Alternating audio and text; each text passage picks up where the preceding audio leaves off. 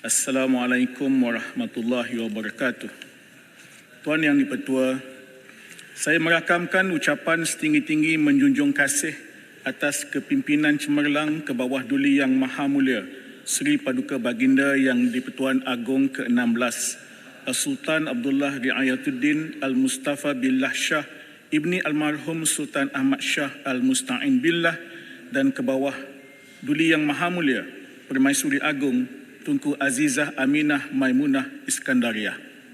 Seterusnya, saya mengucapkan setinggi-tinggi tahniah atas pelantikan ke bawah duli Yang Maha Mulia Seri Paduka Baginda Yang di-Pertuan Agong ke-17 Sultan Ibrahim dan ke bawah duli Yang Maha Mulia Permaisuri Agong Raja Zarif Sofia.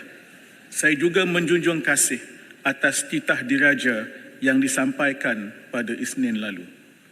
Tuan Yang di-Pertua, bagi pihak Adun Berserah Yang Berhormat Anda Surah Rabu dan seluruh penduduk Indra Mahkota, saya ingin membangkitkan 4 masalah prasarana di kawasan kami. Pertama, jalan-jalan rosak, iaitu jalan Kemamang. Jalan dari Kemamang ke Kuantan, iaitu dari sempadan Kemaman hingga ke Kampung Sungai Ula, dan jalan Gebeng Bypass dari persimpangan Kampung Sungai Ula hingga Bulatan Jabur. Kedua, jambatan usang dan sempit, iaitu jambatan Sungai Cendor, Sungai Cerating, Sungai Baging dan Sungai Ula. Ketiga, muara sungai yang semakin cetek, iaitu muara Sungai Ula dan muara Sungai Balok. Dan keempat, hakisan pantai yang semakin kritikal, iaitu di muara Sungai Balok hingga pusat rekreasi Balok. Kami harap masalah-masalah ini dapat diselesaikan dengan segera dan sempurna. Sebagai Ketua Portfolio Pendidikan Perikatan Nasional, ingin saya mengingatkan 3 kementerian teraju, iaitu Kementerian Pendidikan, Pengajian Tinggi dan Sumber Manusia, akan ucapan-ucapan dan persoalan-persoalan saya di Dewan Yang Mulia ini, iaitu tentang perlunya digerakkan reformasi pendidikan. Malangnya sehingga hari ini ia belum dijawab atau ditangani dengan sempurna. Bagi KPM dan KPT, ia meliputi falsafah dasar, undang-undang, ekosistem, kurikulum, TVET, sumber manusia, mutu dan pengupayaan pensyarah guru dan pelajar, teknologi digital, kebolehpasaran graduan, perpaduan pengantarabangsaaan, peranan ibu bapa dan alumni, kerjasama semua pemegang taruh dan keuangan. Bagi Kementerian Sumber Manusia, sepatutnya fokus utama bukannya pekerja asing, sebaliknya harus ada paradigma baru yang melibatkan 2 komponen besar. Pertama, pembangunan sumber manusia dan kedua, pengurusan sumber manusia.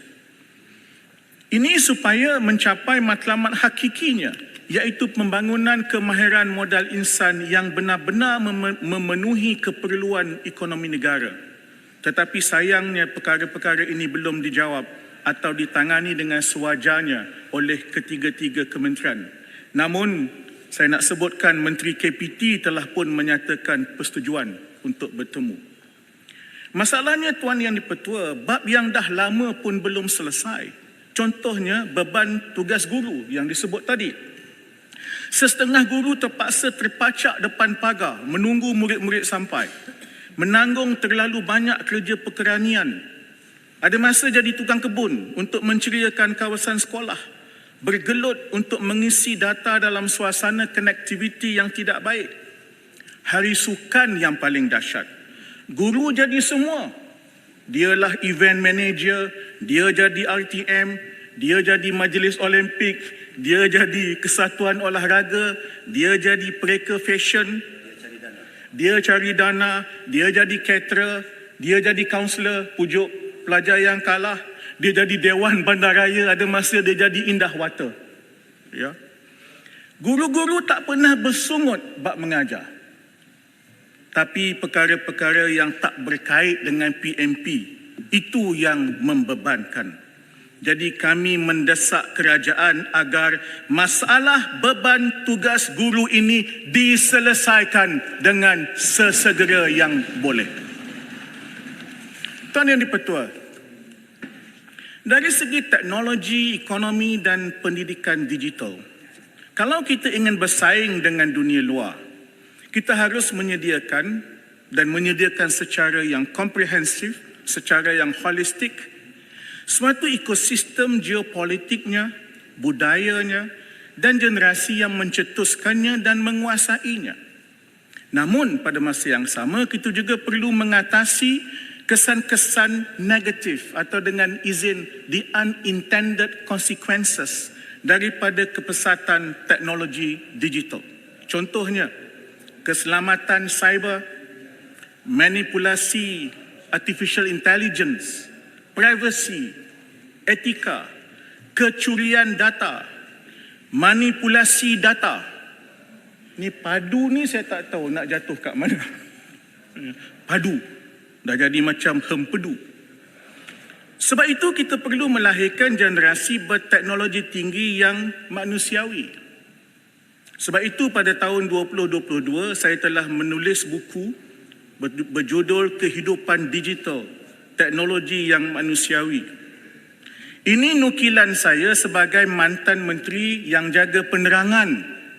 Masa saya jadi menteri yang jaga penerangan, saya bukan jadi macam menteri propaganda Hitler, yakni Joseph Goebbels, yang kerjanya asyik memeriksa, mengawal dan menghukum mereka yang bersuara, turunkan media sosial. Betul?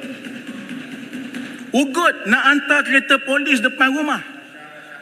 Beluran. Tahu mengapa dia nak hantar kereta? Sebab dia naik basikal. Tuan Yang di-Pertua, yang sedihnya terdapat beberapa reformasi dalam bidang-bidang lain yang ada kaitan dengan pendidikan juga belum terjawab. Kita memerlukan reformasi dalam pelbagai bidang, iaitu politik, ekonomi, sosial dan institusi. Setiap bidang itu saling berkait dan mempengaruhi bidang yang lain. Reformasi pendidikan akan menerima kesan baik daripada ekosistem yang lebih positif yang lahir daripada reformasi bidang-bidang lain tersebut. Di sinilah relevannya rangka tindakan reformasi institusi oleh IDEAS. Saya hadir pelancarannya semalam. Rangka tindakan itu menggariskan 13 jenis reformasi institusi yang ingin dicapai dalam tempoh 3 tahun. Ia terkandung dalam 4 tunggak, yakni sistem pilihan raya dan politik, pengawasan dan ketulusan kerajaan, parlimen yang bebas dan institusi-institusi yang bebas dan kuat. Kemarin, saya menerima memorandum bersih tentang 3 perkara yang ingin dicapai tahun ini. Yang menariknya, Kemaman, yang pertama, pelaksanaan agenda reformasi 100%. Maknanya tak berlaku lagi. Tolak DNAA terhadap mana-mana ahli politik dan tolak Undang-Undang 2 Darjat. Nampaknya, Tuan Yang di-Pertua, makin ramai yang dah tak sabar menunggu reformasi. Atau agaknya reformasi dah jadi reformati.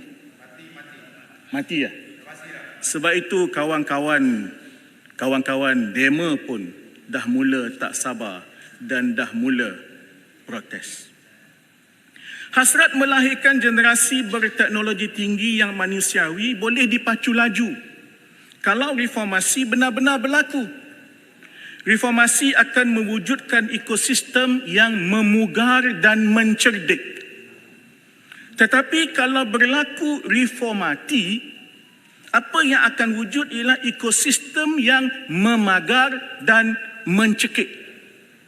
Jadi, yang mana satu idaman kalbu?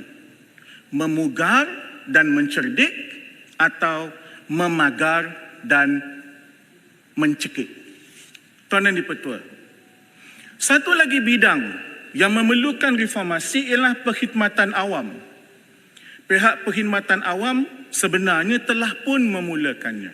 Contohnya, beberapa model telah dilaksana dalam 30 tahun, 35 tahun yang lepas. Iaitu model birokratik pentadbiran awam baru atau NPM, urus tadbir, join up government, nilai awam dan program transformasi kerajaan. Masa menjadi menteri di Wisma Putra, saya memulakan inisiatif melahirkan pakar-pakar bidang atau subject matter experts. Sebenarnya Kabinet Tun Mahathir dan Tan Sri Muhyiddin pernah mewakilkan saya untuk berbincang dengan KSN dan KPPA pada masa itu tentang bagaimana memperbaiki perkhidmatan awam. Tapi apakan daya, disangka hujan sampai ke petang. Disangka panas sampai ke petang, tetapi hujan di tengah hari. Tuan dan Di-Pertua, atas segala peranan dan jasa anggota-anggota perkhidmatan awam dari dulu sampai sekarang, marilah kita kalungkan ucapan setinggi-tinggi terima kasih dan penghargaan kepada mereka. Apa yang mereka harapkan ialah reformasi yang digerakkan oleh mereka sendiri dengan dokongan kita ahli politik. Reformasilah dulu soal gaji progresif, soal kebajikan, soal perubatan. Saya tahu belanjanya besar. Jadi kita harus bertahap-tahap dan buat dengan bijaksana. Berunding dengan mereka. Bukan main tiba-tiba. Tiba-tiba tak ada pensyen. Tiba-tiba jawatan kontrak. Tiba-tiba ketua pengarah di Motek kena buang. Tiba-tiba anak saudara diorang jadi bos di luar negeri. Tiba-tiba anak sendiri jadi penasihat. Ulu Terengganu ni pro bono ke pro dono? Ya. Yang terbaru, tiba-tiba tak boleh pergi IJN. Tiba-tiba bak kutih. Dalam hal ini, kami di Perikatan Nasional menyokong kenyataan Presiden QPEX, Datuk Dr. Adnan Mat, yang disiarkan dalam Sinar Harian hari ini supaya keistimewaan para penjawat awam menerima rawatan di IJN dikekalkan. Masa sudah tamat, sila gulung. Saya tahu Tuan Yang Di-Pertua, terima kasih, saya mohon menyokong. Terima kasih Yang Berhormat Indra Mahkota. Saya jemput Yang Berhormat Sempurna.